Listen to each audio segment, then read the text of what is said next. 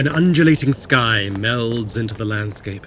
Two silhouettes move along a balustraded walkway, and a ghostly figure's features extend in agony. Since Norwegian artist Edvard Munch created The Scream in 1893, it's become one of the world's most famous artworks. But why has its cry traveled so far and endured so long?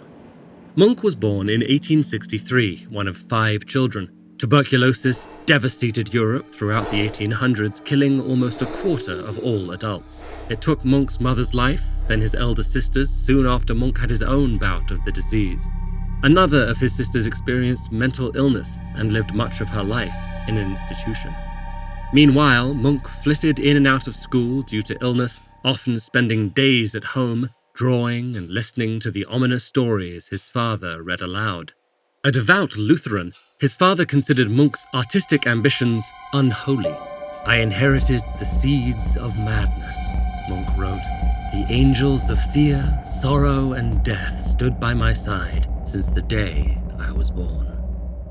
Eventually, Munch moved to Berlin, where he frequented creative circles committed to breaking with academic tradition and instead developing their crafts organically.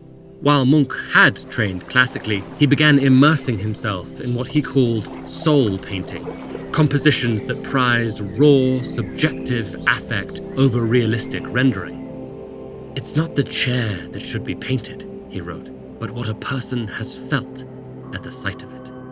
Many of Munch's works dealt with personal suffering. This may have also led to what certain critics observed as unsympathetic portrayals of women in works where Munch represented them as cruel predators, victimizing hapless men. And death often haunted Munch's compositions, from a skeleton helming a boat to a morbid self-portrait and his sister's final moments to a mother on her deathbed, her child assuming a now familiar expression. Munch's art generated controversy, some critics characterizing him as absolutely demented, but it also drew acclaim. And what would become his most famous work was just around the corner. The Scream was inspired by a moment that overwhelmed Munch with an acute sense of anguish.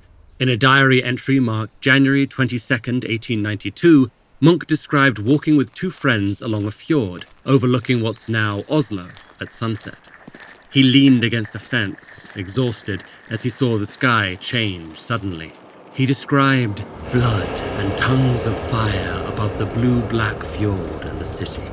As his friends walked on, Munch wrote, "I stood there, trembling with anxiety, and I sensed an infinite scream passing through nature." As with other painful experiences, Munch revisited the scene repeatedly. First, he depicted it with a more recognizably human subject. But the following year, he surrendered it to dramatic, abstracted symbolism, the haunting expression on the figure's skull-like face meeting the viewer's gaze directly. On this first version, he added a subtle, wry inscription, "Could only have been painted by a madman." Based on Munch's account, many think the figure isn't emitting the shriek, but reacting to it. Munch eventually made 4 versions of The Scream, all on cardboard, 2 with pastel, 2 with paint, and he created numerous prints and lithographs. The year following the first Scream, he depicted the same setting, but featured a collection of despairing faces. In late 1893, Munch premiered The Scream at a solo exhibit in Berlin. The artwork's bold composition helped fuel the Expressionist movement, which likewise emphasized stark psychological states, mapping the emotional contours of World War I and beyond. The Scream continued its crescendo. When it entered the public domain in the mid-1900s, new renditions and reproductions bolstered its fame. It featured in popular films during the 1990s, and both painted versions of The Scream were stolen and recovered in separate heists in 1994 and 2004. Soon enough, it was a widely accepted archetypal symbol for horror and angst. A Scream-inspired emoji was eventually implemented, and considering how to mark hazardous sites so far off future generations could know to avoid them, the US government has considered using the Scream's expression. While its myriad cultural influences may not always reflect the personal agony Munch initially rendered, the Scream has certainly found a near universal echo. Not unlike another world-renowned painting, the Mona Lisa. But while the scream has a visceral, emotional impact, Mona Lisa's demure smile is famously reticent. So why did this painting become so famous? Unpack the mystery with this video.